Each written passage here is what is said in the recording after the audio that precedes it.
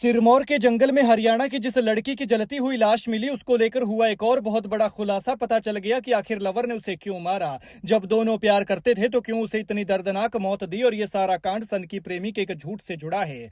पहले उसने झूठ बोलकर प्यार का नाटक किया, उसे प्रेम जाल में फंसाया, 6 साल तक उसके साथ साथ जीने मरने की कस्में खाई, लेकिन जब एक होने का वक्त आया तो मुकर गया। वो लड़की बच जाती अगर लवर को कोल्ड ड्रिंक पीते देख लेती, लेकिन वो प्रेमी ही खेल कर गया। भरोसा दिया कि हम दोनों साथ में मरेंगे, इसलिए उसने कोल्ड ड्रिंक में जहर मिलाया। जहर वाला गिलास लड़की को दे दिया, लेकिन खुद के गिलास में कुछ नहीं डाला।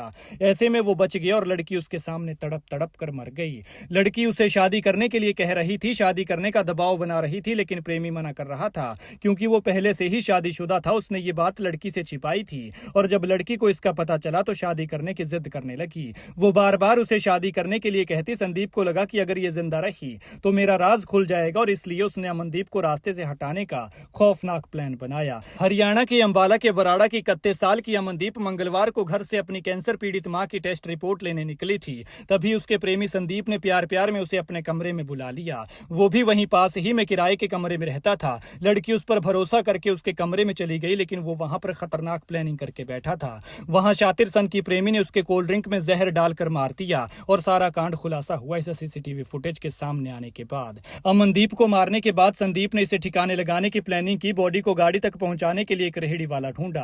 रेहड़ी वाला भी ऐसा जिसने फुल नशा किया हुआ था, शराब पी रखी थी ताकि उसे नशे में ये पता ही न चल सके कि आखिर वो क्या कर रहा है। रेहड़ी वाले की मदद से संदीप अमनदीप की बॉडी को कार तक ले गया, फिर डिक्की में डाला और पाउंटा साहिब के कोलर के जंगल में पेट्रोल डालकर उसकी बॉडी चला दी। जब बॉडी जल रही थी तब लोगों ने जंगल में आग लगी हुई देखी, फिर पुलिस पहुंची, लेकिन ये पुलिस के आने से पहले ही वहां से गायब हो गया। अमनदीप के मामा ने बताया कि उनकी भांजी मंगलवार सुबह अपनी कैंसर पीड़ित मां की टेस्ट रिपोर्ट लेने बाजार गई थी, लेकिन कुछ ही देर बाद उसका फोन बंद हो गया। जब वो घर नहीं लौटी तो परिजनों ने उसकी तलाश शुरू की। परिजनों का आरोप है कि उन्होंने खुद सीसीटीवी फुटेज खंगाली, जिसमें अमनदीप को रेलवे स्टेशन के पास एक अंडरपास के पास दुकानों के ऊपर बने कमरे में जाते देखा गया। इसके काफी देर बाद एक युवक नीचे आया और वो एक रेहड़ी चालक के साथ मिलकर एक भारी बैग नीचे लाया और उसे रेहड़ी में लाद कर ले गया। अब सवाल ये उठता है कि आखिर रेहड़ी वाले को ये पता क्यों नहीं चला कि बैग में आखिर क्या है। तो सीसीटीवी फुटेज आते ही पुलिस ने सबसे पहले इस रेहड़ी वाले की तलाश की। उस वक्त वो खूब नशे में था, कुछ भी बताने की हालत में नहीं था,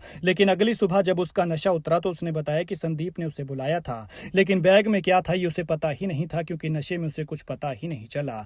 रेहड़ी वाले ने बताया कि संदीप ने उसे 100 रुपए ये कहकर दिए थे कि मैं बैटरियों का काम करता हूँ, इसलिए मेरा एक बैग भारी है जिसे उतरवाकर रेहड़ी पर रख दो। और इसके बाद उसने इस बैग को कार की डिक्की में रखवाया। फिर पुलिस कार को ट्रैक करना शुरू करती है और लोकेशन हिमाचल की तरफ मिलती है।